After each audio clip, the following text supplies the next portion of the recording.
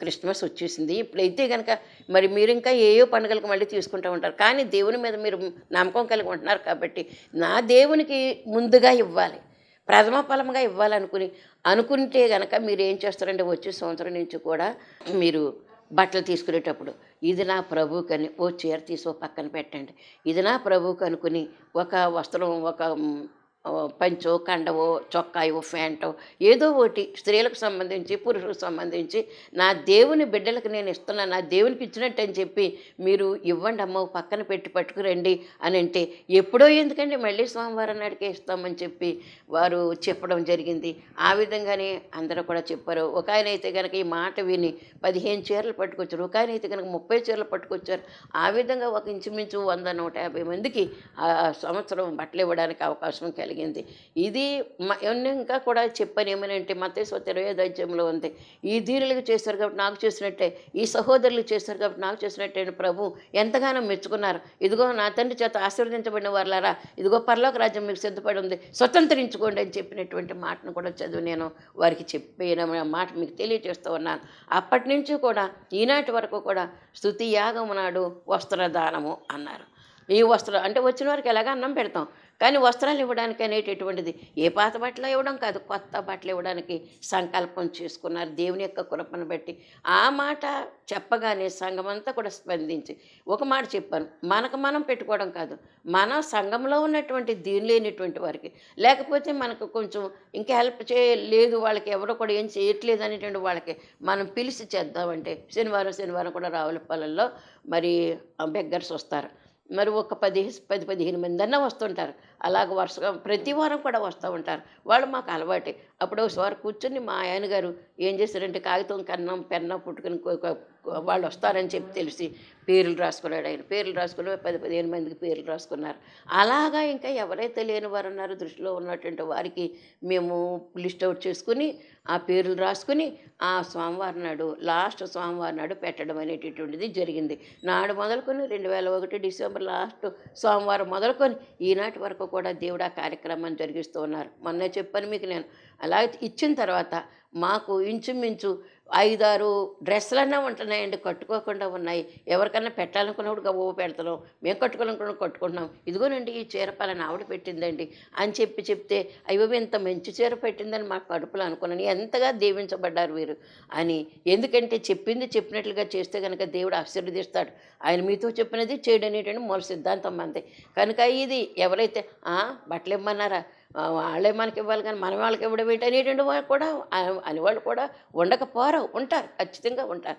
అయినప్పుడు కూడా దేన్ని కూడా మనం లెక్క పెట్టడానికి వీల్లేదు. ఎందుకంటే మంచి కార్యం చేయాలని చెప్పినప్పుడు 6 నిమిషం కూడా మనం ఆలస్యం చేయడానికి వీల్లేదట. కనుక ఏదైనా ఎవరికైనా ద్రోహం తలపెట్టి వాళ్ళని ఏదో కొట్టాలి, నేను ఏదో చేస్తాడు కాబట్టి వాళ్ళ మీద నేను కసి తీర్చుకోవాలనుకుంటే కానీ 6 నెలలు ఆలోచన చేయాలట మనం. అప్పటికప్పుడు ఏమీ చేయడానికి వీల్లేదు. 6 నెలలు అనేట కాలమే గాయాన్ని మనుపుతుంది అన్నారు పెద్దలు. ఈ కాలం గడిచే కొద్దీ కూడా మనకేమొస్తుందంటే వాళ్ళ మీద ఉండే కక్ష, అసూయ, ఒకవేళ ఏదైనా ద్వేషభావం ఏదైనా ఉంటే కనుక అది చల్లారిపోతుంది. కాలమే గాయాన్ని మానుతుందంటే కనుక ఇది మనం ఆలోచన చేసుకోవాల్సినటువంటి పరిస్థితి.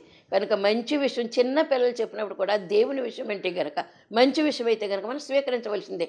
నయమాను దగ్గర పనిచేస్తుంటే ఇశ్రాయేల్ దేశం చిన్నది, తన యజమానుడు అంటే చెరగొని తీసుకెళ్ళాడు, బలి దగ్గర మంచిది పిల్ల అనుకుని పెట్టారు పని చేయడానికి, సహకరించడానికి. అయితే ఇశ్రాయేల్ దేశపు పిల్ల, ఆ పిల్ల మామూలు పిల్ల కాదు, ఇశ్రాయేల్ దేశపు చిన్నది. ఇశ్రాయేల్ దేశంలో ధర్మశాస్త్రం ఉంది, ఇశ్రాయేల్ దేశంలో దేవుడు ఉన్నాడు, ప్రభు ఉన్నాడు, సన్నిధి ఉంది, ప్రార్థన ఉంది, స్తుతులు ఉన్నాయి, అన్నీ ఉన్నటువంటి దేశము ఇశ్రాయేల్ దేశం. అయితే మరి సైతానుడు ఆ యొక్క మరి సిరియా దేశస్తులు వచ్చి ఆ నయమాను అనేటటువంటి సైన్యాధిపతి వచ్చి చెరగొనిపోయారు ఇశ్రాయేలీయుల్ని. ఆ టైంలో వెళ్ళబడినటువంటి ఆ పిల్ల ఎక్కడన మణినట్టు వజ్రమే ఎంత మట్టిలో కప్పబడినప్పుడు కూడా దాని యొక్క వెలుగు అనేక మైళ్ళ దూరం కూడా ప్రకాశిస్తుందని చెప్పి మరి చెప్పినటువంటి మాటను బట్టి, నాకు తెలిసిన మాటను బట్టి మీకు తెలియజేస్తూ ఉన్నాను. కనుక మట్టిలో ఉన్నప్పుడు కూడా మాణిక్యమే, అది మాణిక్యం వజ్రము కనుక అది మట్టిలో ఉన్నా దాని యొక్క విలువ పోదు. కనుక మెలికి తిరిగి ఉన్నప్పుడు కూడా బంగారం కూడా మెలికి తిరిగి ఉన్నప్పటికీ కూడా అది బంగారమే. కనుక అది దానికి ఉన్నటువంటి విలువ దానికే ఉంటుంది. కనుక ఇక్కడ మనం ఆలోచించినట్లయితే కనుక మరి ఇశ్రాయేలు దేశం చిన్నది ఏం చెప్పింది, తన యజమాని కుష్ఠరోగంతో చర్మవ్యాధితో బాధపడుతున్నాడన్న సంగతి తెలుసుకుంది. అనేక మంది వైద్యుల దగ్గర వైద్యం చేయించుకున్నాడని తెలిసింది. అనేక పాటలు పడుతున్నాడు. పలానా దగ్గర మంచి వైద్యుడు ఉన్నాడంటే అక్కడికి వెళ్తున్నారు, ఎక్కడికి వెళ్తున్నారు, ఎన్నో రకాలు ఏంటంటే వైద్యాలు అయిపోయాయి. కానీ అయితే అతనికి వ్యాధి మాత్రం తగ్గట్లేదు. ఈమె ఆలోచన చేసుకుంది, చిన్న పిల్ల, నేను చెప్తే వీళ్ళు ఊరుకుంటారా, వింటారా, నన్ను వేళకోళం చేస్తారు, నువ్వేంటి నాకు చెప్పేది ఏంటి అంటారు, కనుక నేను చెప్పను అని అనుకోలేదు. ఆమె తీర్మానం చేసుకుంది మనసులో. తీర్మానం ఎప్పుడైతే చేసుకుందో వెంటనే ఆ యజమానురాలికి చెప్పింది, నా యజమాని భార్యతో చెప్పింది, అమ్మ నా యజమానుడు చాలా బాధపడుతున్న సంగతి నాకు అర్థమవుతుంది. అయితే ఈ మందులు మాకులు కాదు, ఇక్కడిక్కడ కాదు, మా దేశం ఇస్రాయేల్ దేశము. ఇస్రాయేల్ దేశంలో ఒక ప్రవక్త ఉన్నాడమ్మా. ఆ ప్రవక్త దగ్గరికి కనుక నా యజమానిని తీసుకుని వెళితే కనుక ఆయన దగ్గరికి వెళ్ళాక ఇంకా మా యజమానికి ఇంకా ఈ రోగమే ఉండదు అని చెప్పింది. ఆమె నువ్వేంటి బాబు చిన్నపిల్ల, నువ్వు చెప్పడం ఏంటని, నేనేంటి చిన్నపిల్లని చెప్పడం ఏంటని అనుకోలేదు తను. నువ్వేంటి చెప్పడం అనేటటువంటిది ఆ యొక్క యజమాని భార్య కూడా అనుకోలేదు. వెంటనే తన భర్తతో చెప్పింది, ఇలా చెప్తుంది పిల్ల అంటే అతను కూడా అదేదో చెప్పింది, నువ్వేదో విన్నావు, నాకు చెప్తున్నావేంటి అని అనలేదు అతను కూడా. ఎంత చక్కని నమ్మకమో కూడా ఒకసారి ఈ సంభాషణలు మనం చూస్తూ ఉంటే కనుక అతను ఏం చేస్తాడు, ఎకాఎకిని వెళ్ళి రాజుగారితో చెప్పేస్తాడు. ఆ దేశపు రాజుతో చెప్పేస్తే రాజుగారు ఏం చేశాడంటే మరి ఇశ్రాయేల్ దేశంలో ఉన్నటువంటి ప్రవక్తకు ఉత్తరం రాసి పంపించాడు, నయమాన్ చేతికి ఇచ్చి. ఈ చరిత్ర అంతా కూడా మనం చూసినట్లయితే కనుక ఎంతో ఆశ్చర్యకరమైనటువంటి పరిస్థితి మనకి కనపడుతుందో కనుక అంటే ఇప్పుడు నేను చెప్పాల్సినటువంటి ఉద్దేశం ఏంటంటే, మంచి పని చేయమని చిన్నపిల్లలు చెప్పినా మనం వెనకాడొద్దు. ఎంత పెద్దవారైనప్పుడు కూడా సైతాన్ యొక్క దృష్టి అయితే కనుక, సైతాన్ చెప్పినటువంటి మాట అయితే కనుక మనం వినటానికి వీల్లేదు, వినక్కర్లేదు కూడా, వినటానికి వీల్లేదు. ఇంక ఏమాత్రం కూడా అభిమానం ఉంటుంది, ఇంకా దురభిమానం ఉంటుంది.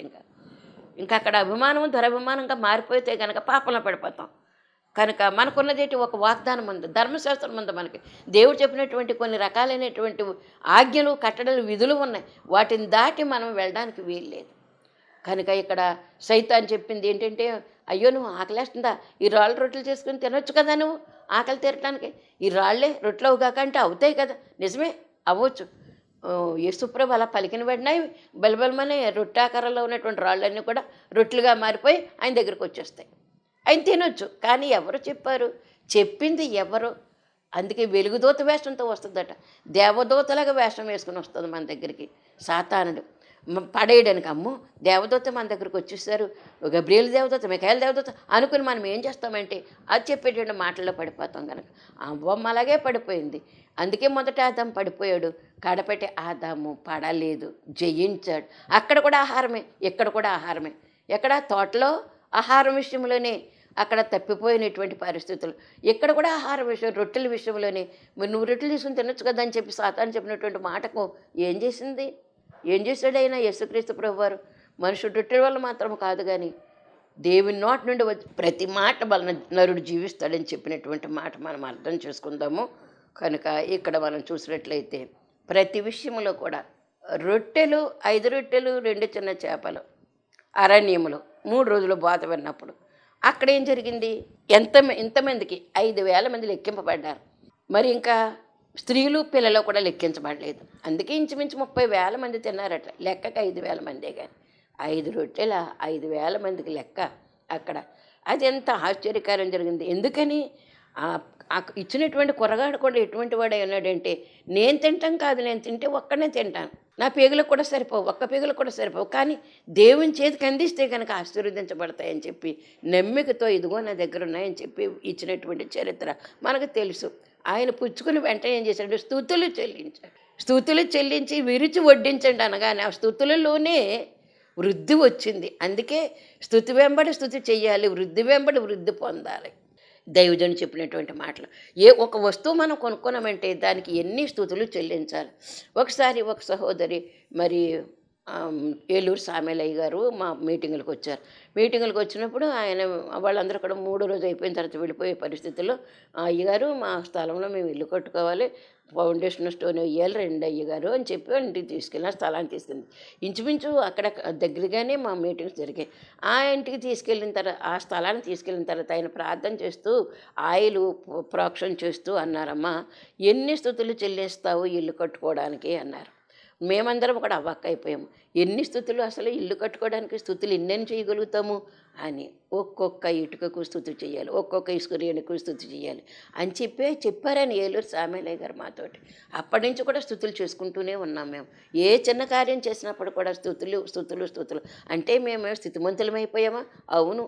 ఏమీ లేకపోయినప్పుడు కూడా అన్నీ కలిగినటువంటి వారమై ఉన్నాము. అందుకే దేవుడు అనేటువంటి బిడ్డలకు ఏమక్కర్లేదు, అనుదినాహారం చాలు. ఒంటినిండా బట్ట, ఒంటినిండా ఆరోగ్యము. ఏంటి ఇంక అంతకంటే మనకు కావాలి? కడుపు నిండా ఆహారము తింటున్నాం కదా. ఎంత సంపాదించుకున్నప్పుడు కూడా ఇవాళ మన ప్రాణం పోతే ఏముంది? ఆ ధనవంతుడిని అడిగాడు కదా. ఆ ధనవంతుడు ఏమన్నా, సుఖించు నా ప్రాణమా, సుఖించుము, తినుము, త్రాగుము, ఇదంతా నీకే, తరతరాల తరబడి తిన్నా కూడా తరగనటువంటి ఆస్తి నీకోసం సంపాదించి పెట్టానమ్మా అని చెప్పి ప్రాణంతో చెప్పుకుంటున్నాడు. నిద్దట్లో పడుకుని అన్నీ చేసి పాత గదులు తీసేసి కొత్త గదులు కట్టించి ఆ కొట్ల నిండా కూడా ఆ పంట అంతా కూడా పోయించాడు. విస్తారమైనటువంటి పంట. అంటే నా ప్రాణమా సుఖించము. కానీ దావీదు మహారాజు, నా ప్రాణమా యెహోవాను సన్నతించుము, యెహోవాను సన్నతించుము. ఆయన చేసినటువంటి మేలు దేన్ని కూడా నువ్వు మరవడానికి వీల్లేదని చెప్పి ఆయన స్థుతులు చెల్లిస్తున్నా. దావీదుకి ఆ ధనవంతుడిగా, ఈయన ధనవంతుడే, ఈయనకి ఆయనకి ఎంత తేడా ఉంది. కనుక మనము స్థుతి చేతులు ధనవంతులమై ఉండాలి. మన స్థితి మెరుగు కావాలంటే కనుక స్థుతులు చేయవలసినటువంటి వారమైన. కనుక దేవుని యొక్క మహాకృపను బట్టి మరి నేను కూడా రాసినటువంటి ఏంటంటే ఆదికాండం మొదలుపెట్టి ప్రకటన గ్రంథం వరకు కూడా స్థుతులు రాయాలని అనుకున్నాను. ఇది సంవత్సరాల తరబడి యజ్ఞం. ఇది యజ్ఞం అన్నారు, స్తుతి యాగము. యాగం అంటే యజ్ఞము.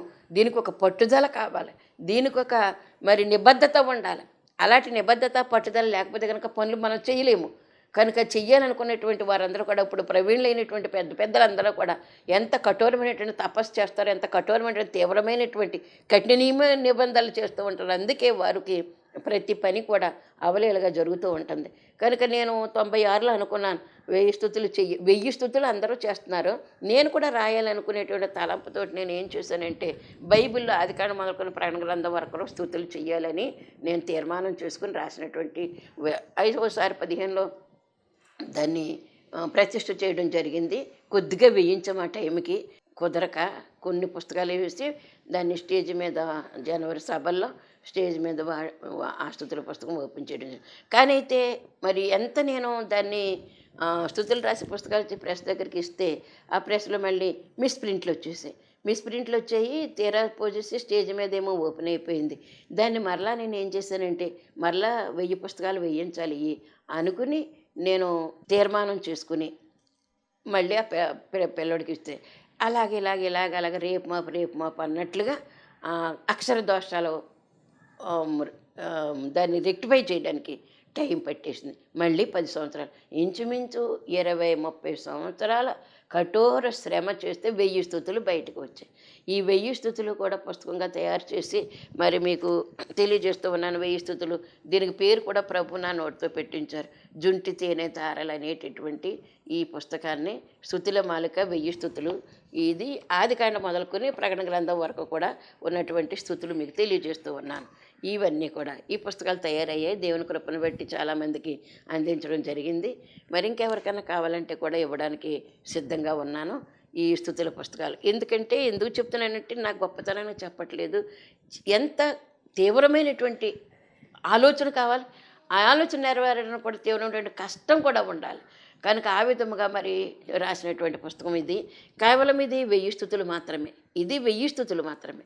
కానీ మరి నేను అనుకున్నది ఏంటంటే మొత్తం ఎన్ని స్తుతులు వస్తాయి, ఎన్ని స్తుతులు కూడా దేవుని వాక్యం చదువుతూ ఆ వాక్యం మొదటి నుంచి చివరి వరకు కూడా ఎన్ని స్తుతులు వస్తాయో అనేటటువంటి ఉద్దేశంతో నేను కొన్ని నోట్స్ల మీద రాసుకున్నాను.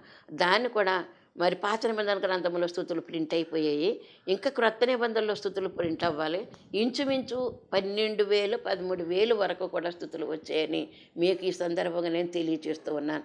దేవుని నామానికి స్తుతి కలుగును గాక, దేవుని నామానికే మహిమ కలుగును గాక. ఎందుకు చెప్తున్నానంటే మనకి ప్రేరణ కలగాలి. ఈ ప్రేరణ అనేటటువంటిది ఒకరి నుంచి ఒకరికి ప్రేరణ కలిగినప్పుడు, అంటే హృదయపూర్వకంగానే ప్రేరణ కలగాలి తప్ప ఒకరి నుంచి ఒకరు కాదు. కానీ పెద్దలను బట్టి మనం చూసుకునేటటువంటి, వారి అనుభవాలను బట్టి మనం తెలుసుకునేటటువంటి అనుభవాలు ఎలాగైతే మనం తెలుసుకుంటూ ఉన్నాం. ఎందుకన్నారు పౌలు గారు ఏమన్నారండి, ఒక మాట చెప్పారు కదా, నేను ప్రభువుని బట్టి నేను నడుచుకుంటూ ఉన్నాను, నన్ను బట్టి మీరు నడుచుకోండి అని చెప్పలేదా? కనుక ఆ విధంగా పెద్దలైనటువంటి వారి యొక్క అనుభవాలు కొట్టివేయడానికి వీల్లేదు. అనుభవాలు మనం తీసుకోవాల్సినటువంటి వారమై ఉన్నాం. కనుక దేవుని యొక్క మహాకృపనోటి స్తుతి యాగము. యాగం అంటే యజ్ఞము. చాలా కష్టంతో నిష్ఠతో కూడినటువంటి పరిస్థితి. ఉపవాసం ఉండాలి, ఏమీ తినకూడదు ఆ రోజు. యజ్ఞము రోజున ఏమీ తినడానికి వీల్లేదు. ఇది యజ్ఞమేది. ఆ యజ్ఞాన్ని పాటించవలసిన విధంగానే పాటించవలసినటువంటి వారమై ఉన్నాం. కనుక యజ్ఞయాగాదులు అనేటటువంటివి. అందుకే అబ్రహాం బలిపీఠం కట్టాడు, నోవహు బలిపీఠం కట్టాడు, ఇస్సాకు, వీళ్ళందరూ కూడా బలిపీఠం.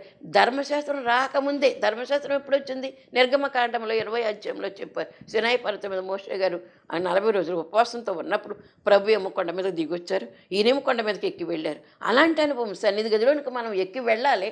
సన్నిధి గదిలోనికి ఆయన వస్తారు, నువ్వు వస్తావని ఎదురు తెలని చూస్తూనే ఉంటారు. అందుకే ఒక సమయం ఒక స్థలం పెట్టుకోమని మనకు చెప్పినటువంటి పెద్దలైనటువంటి వారి యొక్క మాట.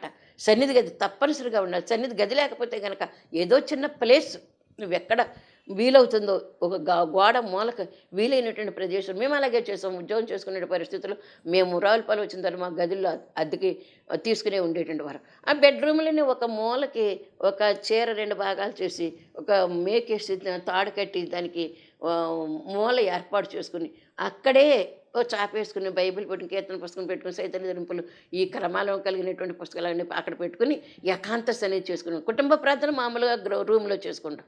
ఏకాంత సన్నిధి ఎవరి మట్టుకు వాళ్ళు అక్కడికి వెళ్ళి ఏకాంత సన్నిధి చేసుకునేటటువంటి పరిస్థితి. అది దేవుడు మనకి ఇచ్చిన గొప్ప వరం అనుకోవాలి. ఆ మనసులోకి రావడమే ఒక రకమైనటువంటి దేవుడు ఇచ్చినటువంటి దీవెన. దాన్ని మనం సిద్ధం చేసుకోవడం ఇంకా రెట్టింపు దీవెనలు వస్తాయి మనకి. కనుక ప్రతి వారు కూడా మరి సన్నిధి గదులు వేసుకోవాలి. ప్రతి వారి గృహంలో కూడా అన్నిటికీ గదులు ఉన్నాయి. మరి మనకు ప్రార్థించడం గదేది.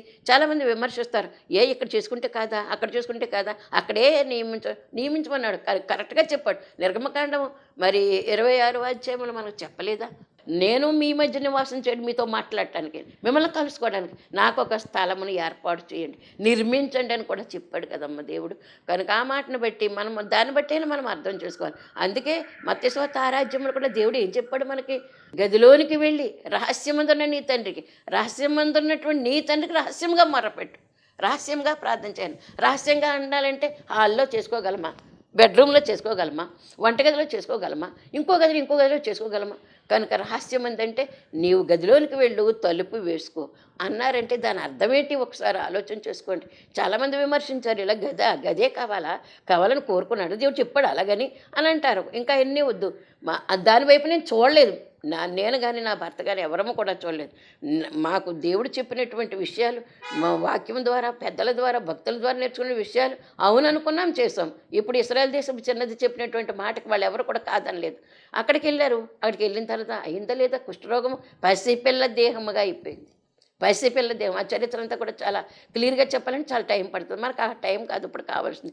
ఇశ్రాయేల్ దేశపు చిన్నది చెప్పినటువంటి మాట నయమాను మరి బాగు చేయబడ్డాడు. అది మనం అంటే చిన్నవాళ్ళు చెప్పినా పెద్దలు చెప్పినా మనం దేవుని మాట అనేటప్పటికి మనం వినాలి తప్ప ఎవరో చెప్పేశారని కాదు మనకు కావాల్సింది. కనుక దేవుడు మనతో చెప్పింది వినాలి. ఒకవేళ ఎవరైనా మరి హితవాక్యం అన్నారు దాన్ని. హితవాక్యం అంటే మనకి మేలు చేసిన వాక్యం. హితవత్సరం అన్నారు. మేలు చేసినటువంటి వత్సరం అని దాని గురించి అనుకోవాలి. మనకు హితము అంటే ఇష్టము అని అర్థం. కనుక హితవత్సరము, హితకార్యము, ఈ యొక్క హితవాక్యములు చెప్పేటటువంటి వారి యొక్క మాటలు మనం వినవలసినటువంటి వారమైన. అది దుష్టుడు మాటలు వాళ్ళు చెప్తే కనుక వాళ్ళకే అది సమాధానం జవాబుదారులు అవుతారు, ఉత్తరవాదులు అవుతారు తప్ప మనం కాదు కదా. కనుక దేవుని వాక్యాన్ని మనం నమ్ముతున్నాము, ఆ వాక్యం ప్రకారంగా మనం నడుస్తూ ఉన్నాము, వెళుతూ ఉన్నాము అనేటువంటి మాట. అందుకే ఇప్పుడు ఈ స్తుతి యాగం అంటే ఎంత చరిత్ర మీకు చెప్పాను. అప్పటి నుంచి ఎప్పటి వరకు కూడా స్తుతి యాగము ప్రతి సంవత్సరము డిసెంబర్ నెల లాస్ట్ సోమవారంలో జరుగుతూ ఉంటుంది. షెకేనా పరిచర్యలో అని మీకు తెలియచేస్తూ ఉన్నాను.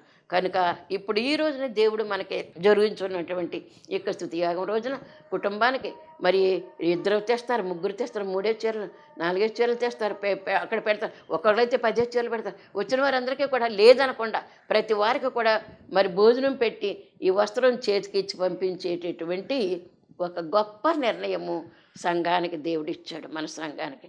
కనుక మీరందరూ కూడా దీన్ని సహకరిస్తున్నారు కాబట్టే ఈ పని జరుగుతూ ఉంది. లేకపోతే ఒక్కరి వల్ల అవుతుందా ఇది? ఈ పని అవ్వదు. అందుకే నాంది ఎలా పడింది, ఈ వస్త్రదానము అనేటువంటి మాట దేవుడు నాకు చెప్తే ఎలా జరుగుతుంది ప్రభు, ఏంటిది వస్త్రదానం అంటే?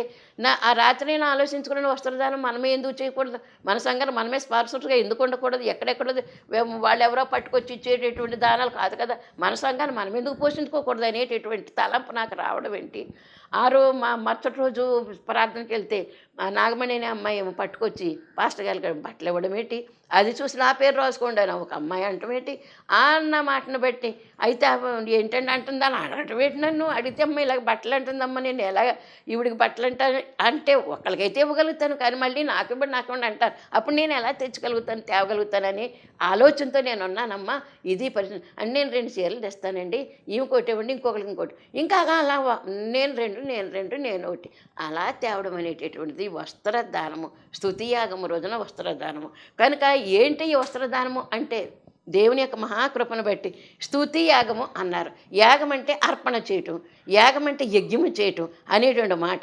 దీన్ని ఏమన్నారంటే స్తోత్రం అన్నారు, స్తుతి అన్నారు, ప్రైజ్ అన్నారు ఇంగ్లీష్లో మనం చెప్పుకోవాలంటే కనుక. మరి ప్రార్థన చేయటంలోనే స్తుతి ఒక అంశమైందని మనం తెలుసుకోవాలి. ప్రార్థన చేయటం అనేటటువంటిది ఒక ముఖ్య విషయం. ప్రార్థన లేనటువంటి హృదయం ఉండడానికి వీలేదు, ప్రార్థన లేనటువంటి విశ్వాసం ఉండడానికి వీలేదు. విశ్వాసం ఎప్పుడు కూడా రోజుకు 3 సార్లు ప్రార్థన చేసినటువంటి మరి దావీదు మహారాజు యొక్క అనుభవం 7 సార్లు స్తుతి, 3 సార్లు ప్రార్థన చేసే అనుభవం ఉంది. అలాగే ఎంతోమంది భక్తులు ప్రార్థన ద్వారానే కదా అనేకమైనటువంటి మేళ్లు పొందినటువంటి విషయం. ఇప్పుడు ప్రార్థనలో ఒక భాగము, మించిన భాగం అన్నారు దీన్ని స్తుతులు అనేటువంటి మాట, స్తుతి యాగం అనేటటువంటి మాట. దీన్ని ఏమన్నారంటే పాత నిబంధనలు కొత్త నిబంధనలు కూడా కొన్ని చాలా మరి కొటేషన్స్ ఉన్నాయి. దాని గురించి మనం చెప్పాలంటే టైం ఇప్పుడు చాలదు, కానీ దీన్ని ఏమన్నారంటే ముఖ్యమైన పదం ఏంటంటే హలాల్ అన్నారు. హలాల్ అంటే HALAL, హాలాల్ అంటే ఇది స్తుతికి సంబంధించినటువంటి ముఖ్యమైనటువంటి మాట అని అర్థం చేసుకోవాలి. తెహిల్లీం అని కూడా అన్నారట. తెహిల్లీం అనేటువంటి పేరు కూడా మరి కీర్తన గ్రంథానికి మూల భాష అంటండి ఇది తెహిల్లీం అనేటటువంటి అంటే స్తోత్రములు. ఇంకా హాలాలన్నా స్తోత్రములే, మరి తెహిల్లేమన్నా కూడా స్తోత్రములే. అంటే ఏంటి? హల్లెలూయా, హల్లెలూయా, హల్లెలూయా అంటాం. ప్రతి మాటకి కూడా హల్లెలూయా అనిపిస్తారు మన సంఘంలో. ప్రసంగం చేసిన ప్రతి వారికి కూడా ఈ మాట లేకపోతే ప్రసంగం వెళ్ళదు. కనుక హల్లెలూయా అంటే ఏంటి? ఇది తప్పేమీ కాదు, యెహోవాకు స్తోత్రమని చెల్లించుట అనేటటువంటి మాట. కనుక యెహోవాకు స్తోత్రము చెల్లించుట అనే మాటను మనం చూద్దాం. దాదాపుగా అన్ని కీర్తనల్లో కూడా, అంటే దావీదు కీర్తనలు పేరు పెట్టారు, కానీ 70 పైన దావీదు గారు రాశారు, మిగిలినవన్నీ కూడా ఆయా వారు రాశారు. తర్వాత మీకు ఆ పేర్లు నేను తెలియజేస్తాను. అయితే మరి ఎన్ని ఉన్నప్పుడు కూడా కీర్తన గ్రంథం 24:7-16 వరకు మనం చూసినట్లయితే కనుక స్తుతుల యొక్క మరి ముఖ్యమైన పాత్ర ఏంటో మనకు తెలుస్తుంది. ఈ కీర్తనలన్నీ కూడా ఎలాగుంటాయంటే 47, 67, 92, 93, 99, 100, 113, 116 నుంచి 118 వరకు, 145, 148, 150 ఇలాంటి కీర్తనలన్నీ కూడా స్తుతులు స్తుతులు స్తుతులు. కనుక స్తుతులు చేసినటువంటి దావీదు స్థితి ఎంత మారిందో ఒక్కసారి మనం అర్థం చేసుకుంటే కనుక అటువంటి కృప దేవుడు మనకు కూడా ఇవ్వాలని ఈ స్తుతులు చేసుకునేటటువంటి ఈ రోజును మనము తెలుసుకుంటూ ఉన్నాం. అందుకే ఇంకొక మాట ఏంటంటే, ఎక్కడ స్తుతి సాగదు మనము వెళ్ళు, అక్కడ స్తుతి సాగును, ఇక్కడనే స్తుతి చేయ సాగుట కెంతయును యత్నంబు చేసిన, ఎక్కడా లేనట్టి శ్రమలు ముక్క ముక్కలైపోవు. స్తుతి చేయ రండి రండి సోదరులారా, స్తుతులు చేయరండి. కనుక స్తుతి చేయట యథార్థవంతులకు శోభస్కరం. కనుక ప్రతి వారి నోటి నుండి కూడా స్తుతులు కావాలి అనేటటువంటి విషయాన్ని మరి దేవుడు మనకు తెలియజేశారు. కాబట్టి శోధన జయించాలనుకున్నప్పుడు, మరి ఆరోగ్యం కావాలనుకున్నప్పుడు, విద్య, ఉద్యోగం, వివాహము, సంతానం, వ్యాపారం, విదేశీ ప్రయాణం, ఇలాంటి అంశాలన్నీ కూడా మీరు కావాలనుకున్నప్పుడు ఈ 1000 స్తుతులు అవనివ్వండి, 10,000 స్తుతులు అవనివ్వండి, ఏ స్తుతి అయినప్పటికీ కూడా నువ్వు చోట కూర్చుని పరిశుద్ధమైనటువంటి స్థలంలో పరిశుద్ధమైనటువంటి మనస్సుతో నువ్వు ఆ స్తుతులు చేసినట్లయితే కనుక ఆ స్థితి అంతా కూడా మారిపోతుందని అనుభవపూర్వకంగా తెలియజేస్తూ ఉన్నాను. ఈ మాటలు దేవుడు దీవించును గాక. ఆమేన్. ప్రభువా నీకు వందనములు, స్తుతులు, కృతజ్ఞతలు తండ్రి. సంవత్సరాంతంలో దయాకిరీటం ఇస్తానని చెప్పినటువంటి మీరు ఈ 2024వ సంవత్సరంలో జనవరి 1వ తారీఖు నుంచి ఇదిగో డిసెంబర్ 31వ తారీఖు వరకు కూడా మాకు ఈ సంవత్సరం అంతా గతింప చేసావు, క్షేమము సమాధానంతో గతింప చేసావు. స్తోత్రములు, వందనాలు తండ్రి. మరలా 2025వ సంవత్సరమును దయా కిరీటముగా మాకు అనుగ్రహించుతున్నందుకు మీకు వందనాలు చెల్లిస్తాం. ఆ పేరుని బట్టే ఇప్పుడు స్తుతియాగం ఈరోజు జరుగుతూ ఉన్నది తండ్రి. నీకు వందనముల ఈ స్తుతియాగములో వచ్చిన అడుగుపెట్టిన ప్రతి బిడ్డలకు కూడా నీ కృపా కనికర హస్తం వెయ్యండి తండ్రి. దయా కిరీటం అన్నావు కదా ప్రభ, నీ దయగలిగినటువంటి కార్యాలన్నీ కూడా బిడ్డల పక్షముగా నువ్వు జరిగిస్తున్నందుకు నీకు వందనాలు చెల్లిస్తూ ఉన్నాం. దీవించండి, ఆశీర్వదించండి. నామ ఘనత కొరకే, మీ నామ ఘనత కొరకే చేసే ప్రతి పని కూడా కనుక మీరు మా యందుండి, మా ప్రార్థనలు యందుండి, మా స్థుతులు యందుండి, మా స్థితులను, మా యొక్క దౌర్భాగ్య స్థితిని ఆనంద స్థితిగా మార్చండి ప్రభా. నీకు వందనాలు తండ్రి. నేను ఇంకనూ ప్రభా ఎంతో దేన స్థితిలో ఉంటున్నాను తండ్రి. ఉన్నత స్థితిలోనికి మమ్మల్ని నడిపించడానికే ఈ యొక్క స్తుతియాగం అనేటువంటి కార్యము జరిగించుతున్నందుకు నీకు వందనాలు చెల్లిస్తూ ఉన్నాం. ఇక్కడ స్తుతి సాగదు కానీ అక్కడ స్తుతి సాగుతున్నాడు. ఎందుకంటే 24 గంటలు కూడా దేవదూతలు నేను స్తుతిస్తూనే ఉన్నారు తండ్రి. వందనాలు. అక్కడికి వెళ్ళినటువంటి ప్రతి ఆత్మ కూడా స్తుతించవలసినటువంటి వారై ఉన్నారు. మేము కూడా ఇక్కడ స్తుతి సాగదు కానీ అక్కడ స్తుతి సాగుతుంది. కానీ ఇక్కడే మొదలుపెట్టినట్లయితే కూడా ఎన్ని శ్రమలైనా మొక్కలుగా చీల్చివేస్తానని చెప్పు తండ్రి. నీకు వందనాలు. అట్టి అనుభవం ప్రతి ఒక్క బిడ్డలో కూడా నువ్వు ఉంచి నూతన బలము, నూతన శక్తి, నూతన ఆరోగ్యం, నూతన కళాకాంతులతో బిడ్డలను వర్ధిల్ల చేయమని యేసు అతి పరిశుద్ధ నామమున అడుగుచున్నాం పరమ తండ్రి. ఆమేన్. మరణాత.